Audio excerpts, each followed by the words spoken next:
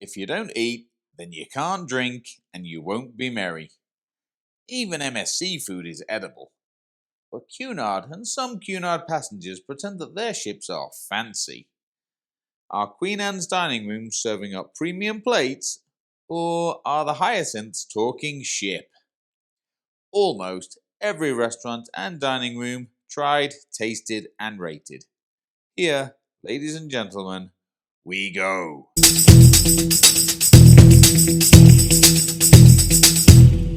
Let's start where most guests do on embarkation day, the buffet. Although, if we're accepting that Virgin don't do buffets, then neither does Queen Anne. You can be trusted to help yourself to cold cuts and cheese, but you don't look like you've washed your hands, so you'll have to queue up and ask nicely for everything else. Peasant. Where they haven't copied Virgin is in the variety on offer and with the nice clear labelling.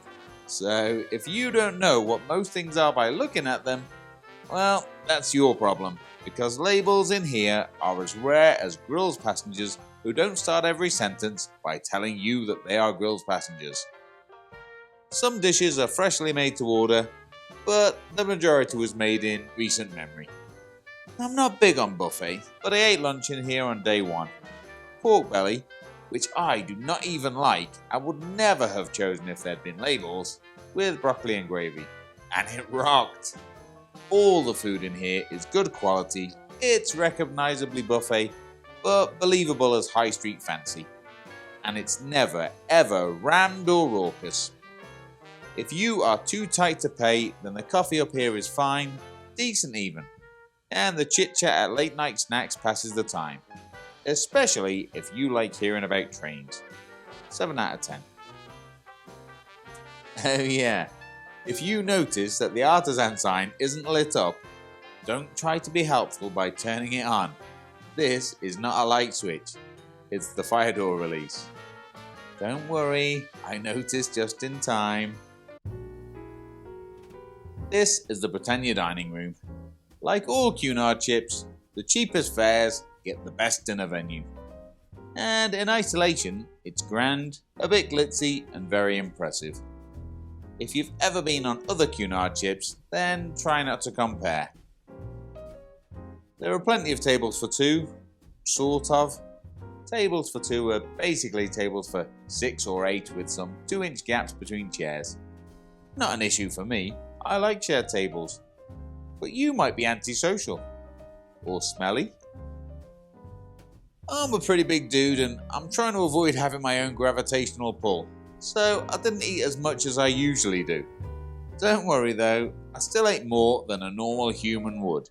On night 1 in the MDR, I had whatever soup this is. It said clear vegetable broth on the menu, but, well, that's not clear, is it? It was onion heavy and definitely killed my chances of sharing an in-cabin nightcap with the 93-year-old lady sat next to me. I followed that with poisson. Hyacinths will tell you otherwise, but it's a young chicken. Between being an egg and being a chicken, it's this. Cruel, unnecessary, and delicious. And more filling than it looks. No pudding on night 1. Me! On night 2, the onions had worn off and I saw the 93-year-old looking at me like I was the sticky bread that they serve in Cunard steakhouses. I went for garlic mushrooms to start and I wolfed them down fast. So I've only got the after picture to show you. If there's any kind of beef on the menu, it's a fair bet that that's what I'll choose. This was great. It had that sort of stringy texture that you get from slow-cooked beef. The gravy and potatoes were herby and delicious. The yellow stuff, whatever it was not for me. And the carrot was, well, a carrot. I made a mental note to ask for double portions of meat because this was a fairly small dish. The lemon souffle that I had for dessert was okay. Definitely the weakest dish of the night, but not a disaster. They have made a mistake in how it's served. The waiter plops it in front of you, picks up your cutlery to poke a hole in it, and then pours some vanilla sauce in. I don't really like the idea that chefs have touched my food. I definitely did not enjoy watching the waiter playing with it right in front of me. I don't think you need me to show you every dish and make noises. The food in the MDR was good. Most of the time it was hot, every time it was good quality, and if you want more of something, ask and it shall be done. Breakfast in here was sedate and peaceful. You don't get stuck at the same table, and if you're first through the door, then you will get a wake view seat, which is the best. I only had breakfast here twice, and both times I got a table for not two. Breakfast is bashed out hot and fast, and like everything served in here, it was good quality. The omelettes in particular were rocking. I know they must have been good because I had them on the saddest day, debark day, when usually even a banquet cooked by Gordon Ramsay himself and served up by Natalie Portman would taste like ash in my mouth. Britannia dining room, 8 out of 10. Oh yeah, have some banana bread. As a solo 42-year-old man, obviously they seated me at a table with half a dozen 70-year-old hotties. Well, 70-ish. Like I said, the oldest was 93. She was hot though. Most evenings I would speak to the 93-year-old and she'd ignore me.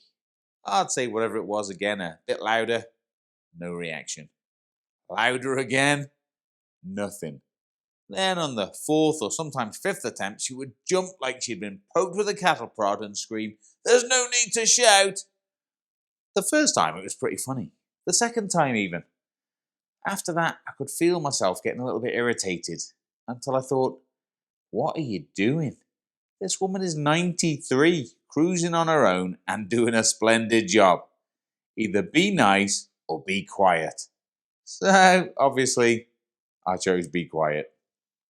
A lovely lady from the generic north sat on my left each evening, and we did a bit of chit-chat about her much older husband, who can't join her in chips anymore because he's got dementia.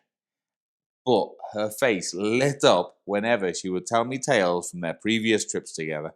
In the way that I expect I don't express on the outside, but I do feel on the inside whenever I share memories of my mad old grandfather, who also had dementia. To my right was Supergran, a Scottish lady who was also the owner of the fastest mobility walker in the West, and to her right was a one-upper. See my passenger stereotypes video if you don't know what that means.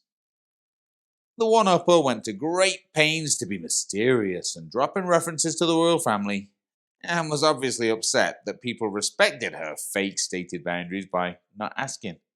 Directly opposite me was Ursula and Heike, German ladies that had joined us in Hamburg and were staying on for the full world cruise. Obviously, I asked them what they did at the weekend and where is the hospital. One of them still messages me now and then, and I don't know all the gory details, but they are no longer friends. Anyway, table mates, 8 out of 10. The Carinthia Lounge served up breakfast on 4 days out of 7. Of course, if you've been on any other Cunard ships, then this is what you'd know as Sir Samuel's. One of the great mysteries of the universe, along with Nessie and Bigfoot and why doesn't Natalie Portman return my calls, is why have Cunard not only renamed venues on Queen Anne for no real reason, but also use names that customers already know as other things. Whatever, this is not a lounge, it's a coffee shop around the atrium. The breakfast pastries are okay.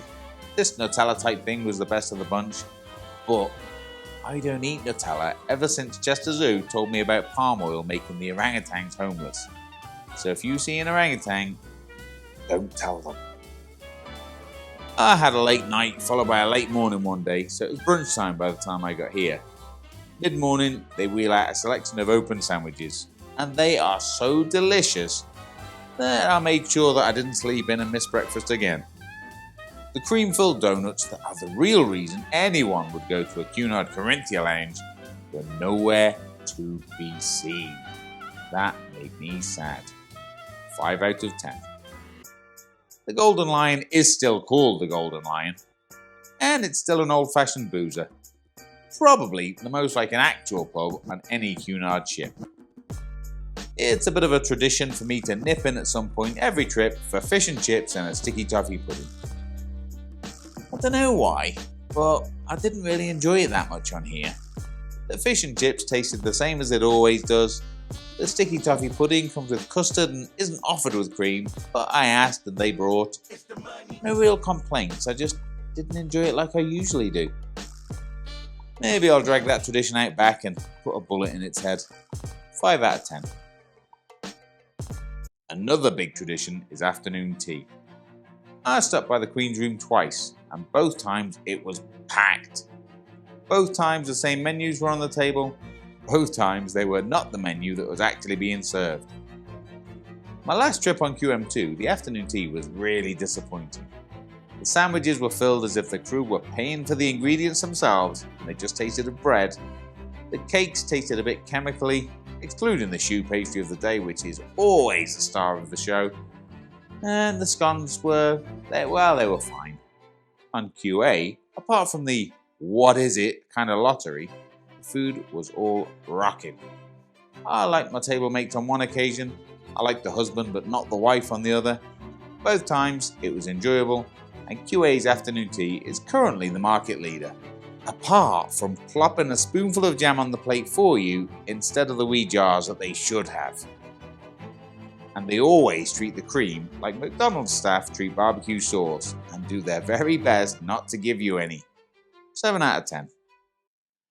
If all that jam and cream has left you wheezing as you climb the stairs to whatever you're going to eat next, you can always drop into the Pavilion Wellness Cafe. Pre-cruise, I'd expected to be here pretty much daily, but the menu is pretty small and pretty bland. Not really anything you couldn't put together yourself in the buffet. I had the sourdough with scrambled eggs and a fruit platter, and it was alright. 6 out of 10. As a reward for having a healthy breakfast, I nipped downstairs to the ice cream shop directly below, and I had a scoop of gelato. Ice cream, good. Presentation, rubbish. Go there if you want an ice cream. I don't know if Pavilion Grill is always cooked to order, or if that's just when it's a freezing cold winter in the North Sea. But on both visits, the food was cooked fresh, and when my wee Frankie and Benny box vibrated, I went to fetch my order. The Swiss burger was absolutely brilliant. The hot dog was awesome. The onion rings made a nice change to fries, but they're just bought in from Aldi. And the loaded fries are not all that loaded. 7 out of 10. There are 4 speciality dining venues. Aranya is the Indian restaurant. I didn't go. Now on Queen Anne, Sir Samuel's is the steakhouse. Veranda on the other ships. And I bet you're thinking, but if they've changed the name for such an iconic venue, then they must have changed the restaurant. They haven't. This is the Veranda. Same style, same sticky bread, same menu, same price. I am way chunky right now, so skip the caviar and chips that I normally have as a pre-starter starter, and I went with clam chowder, which was great. I often back out last minute when I see liquid fish on the menu, but this was really, really good. I followed that up with a steak which was cooked perfectly, a bit of horseradish, some broccoli and a few chips, and I added the lobster tail as I always do. And to be fair, this was when a few differences between Queen Anne Sir Samuel's and the rest of the fleet's Veranda presented themselves. The lobster tail is served by hacking it out of the shell tableside and plonking it on your plate, so it looks like a lump of something that someone's already given up chewing. And the rhubarb, which is the only pudding you should consider, is served in a bowl instead of the ceremonial silver cloche thing, with no hint of any theatre. It still tastes great, but it looks naff, and again, I left feeling a bit sad. 6 out of 10. The opposite side of Sir Samuel's is Aji Wa, a Japanese restaurant that is absolutely brilliant. I don't know what any of this stuff is. I asked the waiter to choose the best selection for me, with the promise that if he chose badly, I would come back and smash this place up. And he obviously took me seriously because he delivered the best meal I had on board, including a whiskey baba, which tastes nothing like whiskey, but a lot like all my hopes and dreams with a bit of lime jelly and cream. 9 out of 10. Last up is Tramonto, the Italian. Again, I went for a big selection of whatever the waiter recommended, including another big bowl of liquid fish, which again was awesome. Obviously, I saved space for tiramisu, and I had to wipe away a tear or two when I discovered that QA's Italian doesn't serve it. I had this chocolate ganache thing, which I wasn't able to give a fair hearing under these circumstances, so it just tasted like compromise and disappointment. Tiramisu aside, I enjoyed the meal and it was pretty cheap as speciality dining goes. The full cost breakdown is on my QA main review if you really need to know. 7 out of 10. And that, my chunky little monkeys, is that. The included dining is, at worst, the equal of other Cunard chips. For me, it's half a step up. I mean, the grill is better, the afternoon tea is better, the sort of buffet is better than the definitely buffets, and even the rubbish stuff is, fine. Listen, I love the ship, the food is good, and even if it's not your favourite, you won't die. Dining on Queen Anne, done.